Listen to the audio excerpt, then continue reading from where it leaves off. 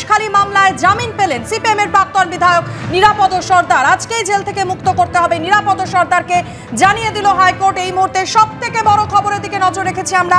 সন্দেশখালী মামলায় জামিন পেলেন সিপিএম এর প্রাক্তন বিধায়ক নিরাপদ সর্দার।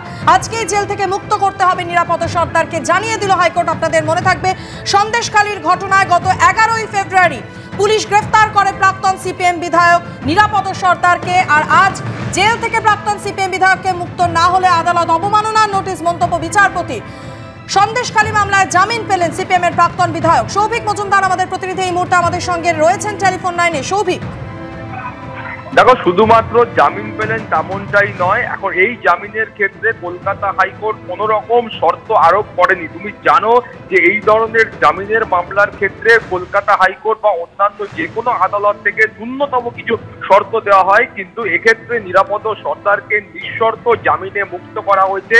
কোনো শর্ত মহামান্য কলকাতা হাইকোর্টের তরফ থেকে দেওয়া হয়নি, বরং বলা হয়েছে যে নিরাপদ সর্দারকে অবিলম্বে আজকের মধ্যেই জেল থেকে তাকে মুক্ত করতে হবে, এবং তাকে যদি আজকের মধ্যে জেল থেকে ছাড়া না হয় তাহলে কিন্তু এটা আদালত অবমাননার শামিল হয়েছে বলে কলকাতা হাইকোর্ট মনে করবে এবং প্রয়োজনীয় নোটিশ জারি করা হবে। এই মর্মে মাননীয় বিচারপতি তিনি কিন্তু হুঁশিয়ারি দিয়েছেন। তার পাশাপাশি তিনি কিন্তু খুব স্পষ্ট করে বলছেন যে যে প্রক্রিয়ায় নিরাপদ সর্দারকে আটকে রাখা হয়েছে সেই আটকে রাখাটা কিন্তু সম্ভব নয়, এবং স্বাধীন ভারতের একজন নাগরিককে কি আদৌ এইভাবে আটকে রাখা যায় সেই প্রশ্ন তিনি তুলেছেন।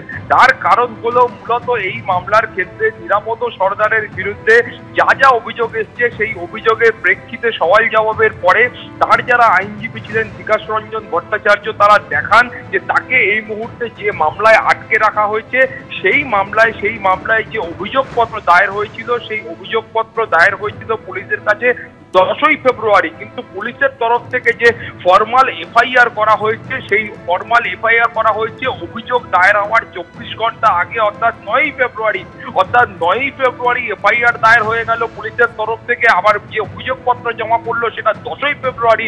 এটা কি করে সম্ভব হলো? অর্থাৎ পুলিশের কাছে অভিযোগই আসলো না, কিন্তু পুলিশ এফআইআর দায়ের করে দিল।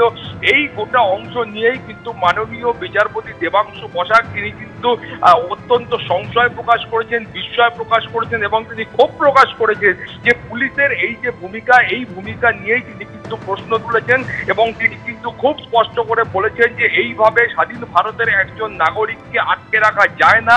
অর্থাৎ পুলিশের কাছে অভিযোগপত্র পৌঁছানোর আগেই পুলিশ এফআইআর দায়ের করে দিল যে এই ঘটনার ক্ষেত্রে তিনি যুক্ত রয়েছে, বলে এটা কিভাবে সম্ভব হলো সেটাও তিনি প্রশ্ন তুলেছেন। তার পাশাপাশি তিনি বসিরহাটের পুলিশ সুপারের গোটা ঘটনায় রিপোর্ট তলব করেছেন, এবং 29শে মার্চের মধ্যে এই রিপোর্ট দিয়ে বলতে হবে যে এই গোটা ঘটনায় তার বক্তব্য কি রয়েছে, এবং এই যারা পুলিশ কর্মী যারা তাকে গ্রেফতার করেছিলেন সেই পুলিশ কর্মীদের কেন অবিলম্বে গ্রেফতার করা হবে না সেই প্রশ্নও কিন্তু মাননীয় বিচারপতি তুলেছেন।